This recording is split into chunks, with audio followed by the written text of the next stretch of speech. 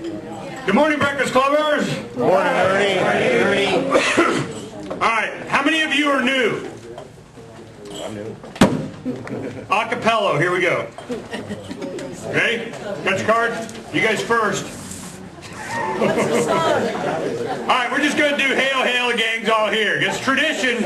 Arizona Breakfast Club has been around for 40 years, since the late 60s. This has been going on a long time. If you didn't go to Breakfast Club, you didn't know what was going on. And then the internet came, and then you still wanted to know what the people looked like. So we had the Breakfast Club. Hail, hail, the gang's all here. Morning Breakfast Clubbers, morning Breakfast Clubbers. Chow, chow, chow, chow. We all want chow. That is what we're here for now. All right, there, we got that out of the way. You got to do it. Or, you know, the food goes bad or something. Okay, we want to get a bunch of announcements. You guys can hear me without this, right? Yes. Or do you need me amplified? No. What we're going to do is I want to get through some of, you know, a lot of things have been going on, so we want to get through a lot of this real quick, and then we'll get to, what's the name of that town? Quartzsite. This is, I did Joyce Riley's show a few days ago, right when I got back from my trip, and I've been gone for almost all of July. And good, because it was hot. I came back, I'm like, oh my goodness, man. Heck, it wasn't this hot anywhere I was, and that's the temperature of the pool, you know? So what we're going to go ahead and do is I wanted to get caught up on a lot of things, and if you listen to the radio show, you can kind of get a lot of that, and I don't want to spend a lot of time on it here, what I've been doing the last month. But I did do Joyce Riley's show, The Power Hour, and they had Richard Oldham, is that his name? Is the mayor, the first mayor, that the second mayor tried to put a hit out on, that went to jail for trying to kill him. That went, you know, so this has been going on a long time, you know. So he was on Joyce Riley's show kind of talking about that. And my thing, I took the opportunity to give a much larger history that what's going on now, has started a long time ago, and I don't think the people in Quartzsite understand what they're really up against. So this is a learning, you know, just to get them to ask the right questions of the right people. Because sooner or later, I don't care if you're elected mayor or you're town what doesn't matter. And you're starting to find out that elected positions at a local town and county levels don't mean squat.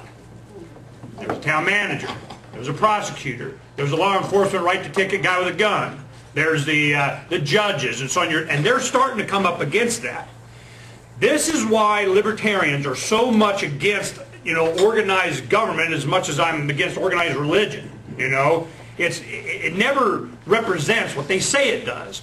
We have the shirts. You know, Nick has some. You know, I should have brought one. And it says, "Government doesn't work. I want my money back." Okay? But it has a graph on it. And imagine this. It has this line that goes straight up like this, and it says, "Government promises." Then it has here from when the Constitution started, and it has this jagged line, and you know, different things like, you know, we have the Civil War, we have the Federal Reserve and IRS and 9/11, and kind of individual liberties, you know, and boom, and it drops off. Sooner or later, the gap between what is promised and what is reality gets so wide that people lose all faith in government. Because their promises are so far out of whack with what they actually deliver. Our state constitution is very clear. We had Ron Gould, Senator Ron Gould came on, and I was stuck in Washington State, so Barry interviewed him. And of course, I'd love to have had my woo, but you know, so he interviewed him, and basically what you got out of Ron was this. Yeah, it's very bad. Yeah, I wouldn't have any problem with them unincorporating. Yeah, they're, you know, moved to the top of the list of DPS. We're going to go get them. And yeah, but, you know, there's really not anything we can do. And I go, then what the hell good are you? FYI, man, that's my question, you know, I just want to know, what the hell good are you? Because the state constitution is very clear, as I think the federal is too, but certainly the state constitution. Article 2 is the Declaration of Rights.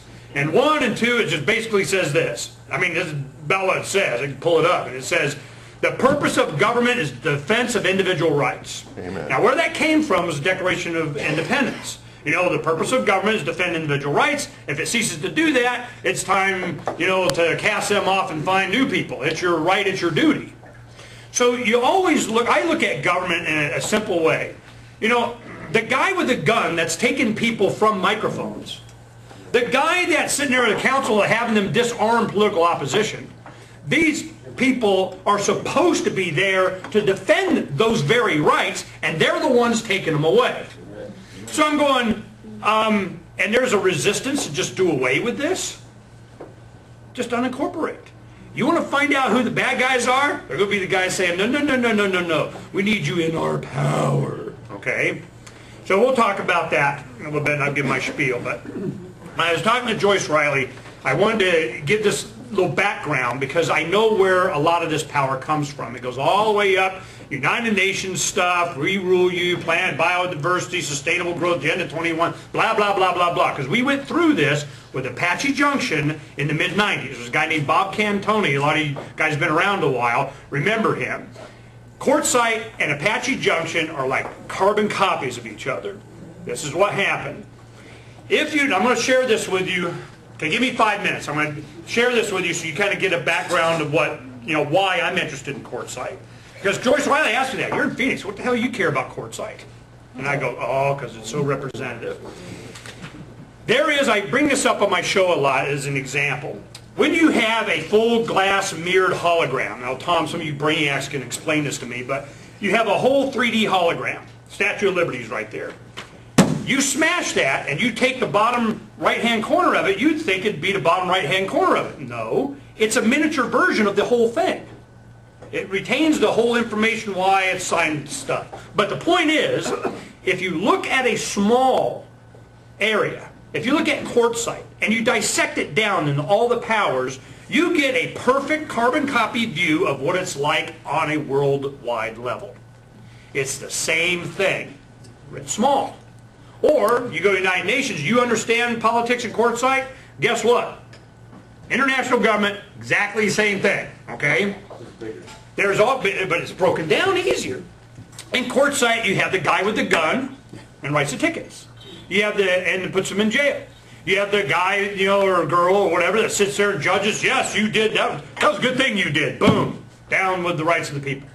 Then you have the administrators and the bureaucrats and the zone enforcement people and the town manager, and they kind of orchestrate the whole thing, and they do surveys and have lines and jurisdictions and, you know, blah, blah, blah, blah, blah. Same exact thing.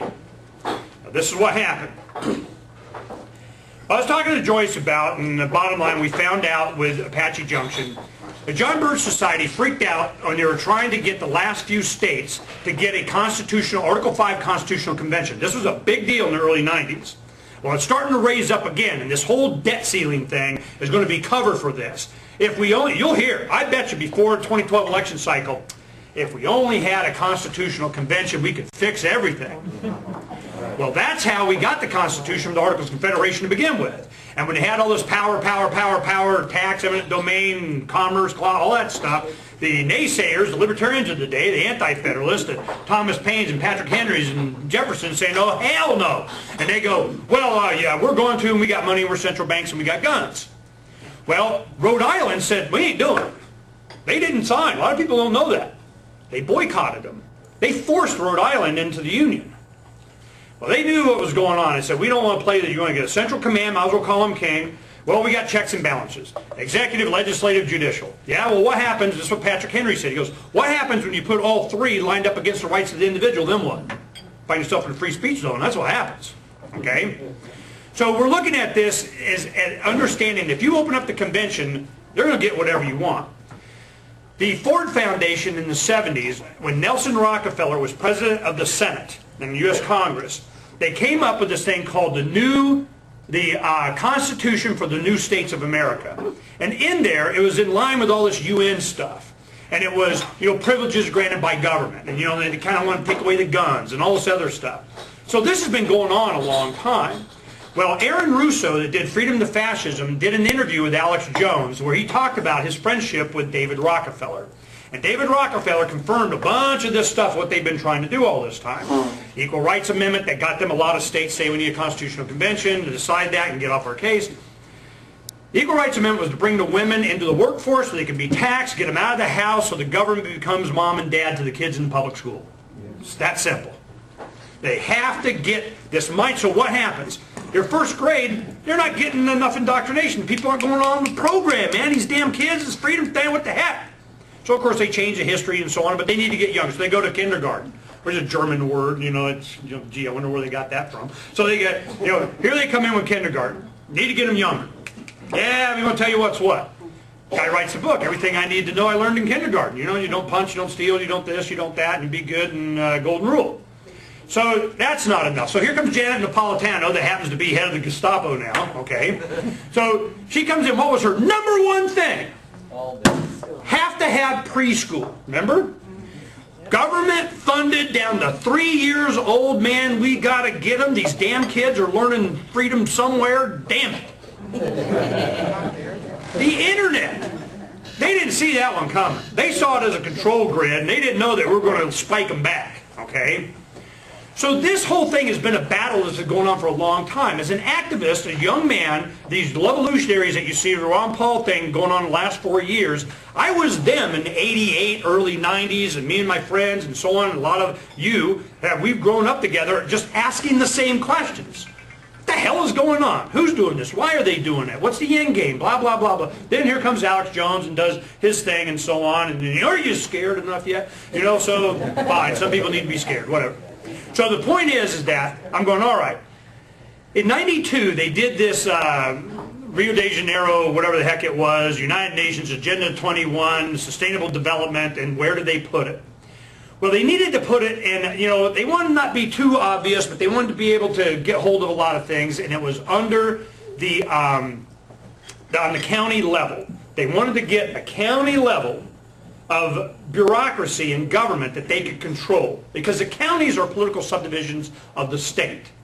And it kind of, all you need is a little bit of legislation from the state saying that the county can do whatever the heck they want. Where did we see this before? It's called a case that the continuing study of attorneys, I get people calling me all the time saying, that was you? Hancock versus McCarroll. McCarroll was the county clerk of Maricopa County, and we challenged how they were funding and building the baseball stadium. Because when they did that, it was just a big giant corporate welfare thing that was unconstitutional as hell. But they created this mindset that they can create these different organizations in the stadium district, and they never are susceptible to initiative, referendum, no elected officials, no nothing. And when in 1995, I think it was, 96, there was an election at county level that the John Birch Society came to us, and we used our printing press, that old AV Dick 360, and we printed up a bunch of these flyers, and we defeated that 49 to 51% for this regional government that was part of this implementation of this Agenda 21 thing. They didn't waste any time. I mean, they were right on it, and they introduced this stuff all over the country. But they didn't stop. That's where MAG came from. Maricopa Association of Governments and the light rail and the billions of dollars in that. They were never going to go away. They're never going away. Okay? I just want to make sure La Paz knows you guys, they're never going away. You create the mechanism for them to get their tentacles in. You just said, come on in. Well, they did. And they're not going away. So what we did is we said, all right, we understand how they did it. I understand why. I understand who's behind it. Well, what's the mechanism?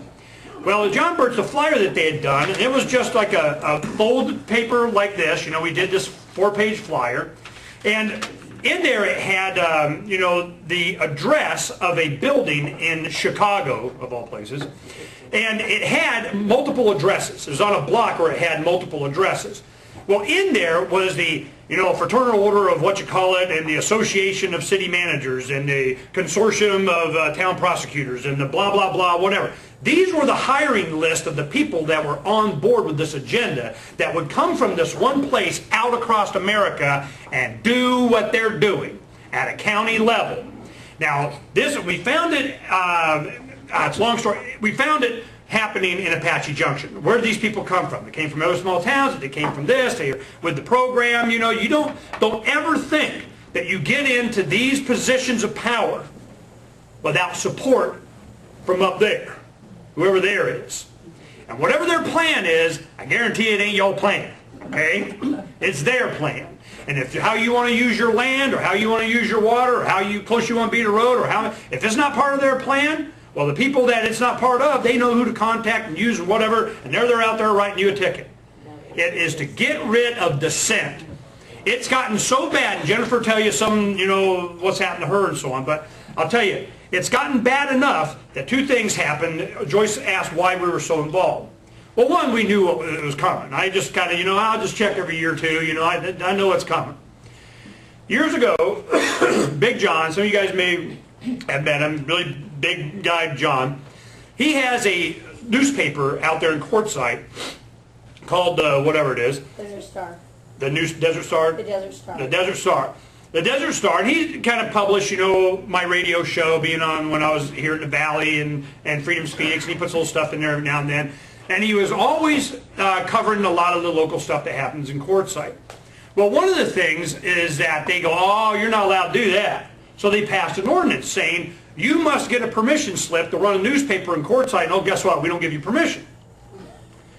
Well, he calls me, and I said, you just love when they do this stuff. The Goldwater Institute took it on. Goldwater Institute goes in, they file suit, good, boom, they win. Okay? But what did it show? No regard for First Amendment. They go, heck no. I mean, what's the next thing you're going to do? Ban web pages? I mean, if they could, they would. So then you got the First Amendment. Goes down. Then Jennifer gets dragged off, so that's obvious. The other thing was, I go, okay. Joe Wilson, one of the councilmen, and I wish I had it in front of me. I got it. Winslow, I'm just going, this is amazing. You can't make this stuff up. He goes like this. This other guy named Roth is a political dissenter, a businessman there. He doesn't like him for whatever reason.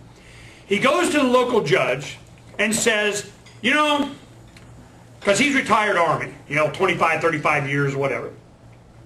I have been diagnosed with post-traumatic stress syndrome. And I don't know what I'm going to do if this guy gets in my personal space.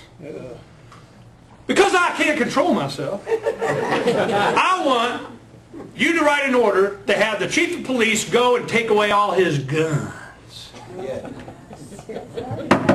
We're here to take your guns. Because your city councilman over here is afraid of what he might do to you. Seriously? Seriously? So I'm like, I don't know, Joyce, how bad does it have to freaking get? First Amendment gone. Second Amendment gone. They're going to walk on private property rights, have been doing this is this a good example or what? So here's Stuart Rhodes from the Oath Keepers is coming August 27th to muster out in Quartzsite. Saying hello. Why? Be in support of the 10 officers that... It's not just the Oath Keepers. There's like 8 organizations. Oh, yeah. They got their own train that follows them. Don't worry about it. But so what happens is that you have, and of course we'll be out there and have some fun saying hello. So, and how this all started it was Barry Hess saw the YouTube that they did of her being arrested, put it on Freedom's Phoenix, and it exploded. It went everywhere. I mean, they've been on Fox News. They've been on the Napolitano show. It's been on every newspaper across the planet. And they are so much so that they took and stripped. They're all proud, vain people, but they took all the city councilmen's pictures off of the website. They said, yeah, I don't know who runs this city, man. So they just, stripped. So this is what's going on. But we still don't really have a beat of understanding, and that's why I'm going to do the show live Monday for 2 hours and Tuesday for 2 hours. Because you'll know, well, I couldn't make it that day, or I didn't know, or I'm going, you know what? I already been through this before. I know how this works. I go both Monday and Tuesday. You don't get an excuse, okay? Everybody gets to come have their say. I want the other side. Come on in. Tell me everything. But I want the right questions asked. And the question is very simple. Who in the hell is behind all this? Yeah. Who protects these people? When these people do these kinds of things, where's the county attorney? This is a county jurisdiction thing. This is, the sheriff, Arpaio, oh yeah, man, I'm here to protect. So, is there a television camera somewhere? I mean, you know how this is going to work. So you would think that would happen. Why isn't there? So here, all of a sudden, because it's planetary, the state is just hoping this thing goes away. Tom Horn came out with an opinion saying, yeah, well, your little secret meetings that you did and without the public input, you know, that's bad. You shouldn't do that. Horn. I mean, these people don't know Horn. We know Horn. Okay? Actually, He ain't getting no help, all right? I know that. So I want you to hear their story about what's really happening there and the things that are going on. But the input that I want to have and the idea I want to put in their head is they go, the former mayor, Richard Oldham, he said, well, we don't want to disincorporate because then you kind of throw the baby out with the bathwater. Rosemary's Baby. I'm like, come on, man. You know, how bad does this, you know, how many fangs does this baby got to have, you know? So I'm just, you know, if you started over, you can at least take and do your own structure. Because the League of Cities and Towns is kind of like, well, you get to do it this way. Because the county, they recognize you as a city or not. Well, they don't do that at the county level unless the structure is the way they want for their what? Their plan. So what's out there? Water. It's like halfway between, you know, Phoenix and LA. You know, you got out in the middle of the freaking nothing. You mean on Quartzsite, ain't nothing there until it's nice and warm in the winter and you get 100,000 RVs. You got 500,000 people there. It becomes the 4th largest city in Arizona. I mean, we're talking big, okay? So there's a bunch of money to be had. Well, how do you get parking tickets if you ain't got nobody writing a ticket? We got to have somebody writing a ticket. Well, we got to have a city write a ticket. If you got guys writing a ticket, we got to have somebody process. It's all about the money, okay? But what they walked into was another structure that was ruling them from on high. And because of the water and the intersection of highways there and so on, you are under control. I already saw it happen in Apache Junction. And anybody that was originally there that went there to be left alone didn't get left alone until they went to jail. They had their land taken from them, eminent domain, or they were just ticketed out of existence. This is what's coming to you, and it's because of something larger. Because the government, the Constitution, and the cities are no longer there to defend the rights of the individual. They're there to take them away. Until you guys realize that, you're just begging for it, and it's not going to get fixed. So let's go ahead and do some announcements first, and we'll get right to Jennifer. Drew wanted to say something real quick. I had Peter Schiff on the show Thursday, and they wrote an article about these cards. And then, was it Bill Murphy from Mises Institute did it. Okay, final. I was going to say, you can see it on YouTube. You can see the whole replay. Adam versus the Man. This month's magazine went out last night, okay, for Freedom's Phoenix. The front cover is about farming. We're having farming. It's all about, Donna does videos and everything. We went up to Washington. We learned about goat cheese, how to milk goat from the beginning to making goat milk to making goat cheese. Got it all there for you. You want to know how? That's how. 2.5 pounds for 2.5 gallons of goat milk. Man, I'm the pro. Ask me all about it, okay? Then you have gardening. We had Wonder Soil. We have, then Tom DeWeese did a thing on Agenda 21. We had a couple articles on that. Anthony Gregory did a great article. Charles Goyette, William Puper. I mean, another 85-page fantastic magazine. And it's free this weekend because Tiger went on vacation this weekend and the subscription thing was messed up and he's not around to fix it. So to make the deadline, I just put it up there. So if you want to get access to the free magazine without having to pay for it, you better go get it this weekend, okay? FYI. Jennifer Jones, and the secret is that, you know, she probably doesn't want anybody to know, but that her uncle-in-law is Alex Jones. No. Oh, did I say that out loud? Not true. Right. Maybe far distant cousin to my husband. We're not really sure if he's a Jones out of Indiana. Now I'm going to use it anyway. So the thing is that you let that rumor keep going, you never know. So the thing is that she came to our attention when Barry put up that video, and it exploded. What wasn't a surprise to me, I'm like, yeah, you know, what do you think was going to happen? I had no idea how representative this was of so many people across the country. I'm on vacation in Washington State. A friend of mine's having a farm up there. He had some construction work done. The contractor comes over and he says, "Are you Ernest Hanford?" Yeah, and he goes, "Oh, we read your stuff all the time." This is up by the Canadian border. And he goes, I want you to come over and meet with some people. So that night, I went over and they had some families around the table telling me about all of their problems with that county and how they're paying all attention to Quartzsite. Because what's going on in Quartzsite is the same thing that's happening there. If you look on Freedom's Phoenix where it says special editions, at the very bottom it says Washington State Politics. They're getting some artwork done, they're accumulating some stories, they're getting ready to launch. I got it all set up for them. And they're getting ready to launch this whole anti-government Quartzsite thing from Washington State because they have the same problems, the same way, same people. I give them the same information, what questions to ask. It's coming at you from the county level with authorization from the state, with directives from up there. This is how this is being done. A lot of people don't understand. I have 4 articles on how they're doing it. Anthony Gregory, Tom DeWeese, Rosa Curie, I think is how you say her name. She's a lefty, lesbian liberal from Southern California, and she's been talking to blue hair Republican groups and saying, we in the same boat. And they're going, yay! All this information I put on this month along with the gardening and so on because I know it's relevant. You're not going to be able to sustain yourself even out in Quartzsite if they're telling you what you can and can't do. Jennifer Jones, go ahead and come on up and tell us how it is that you can't do what you want to do there and what they're doing against you so you can't do it. Jennifer Jones.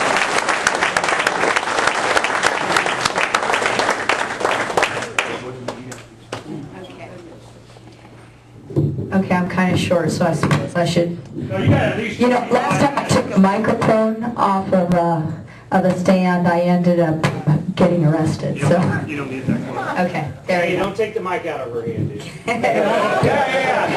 I didn't give it up easily the last time. Anyways, It's popping to the mic. Hold it Okay, down here. right. Okay. Is that okay? Oh, You yeah. guys give it that? Okay. Right.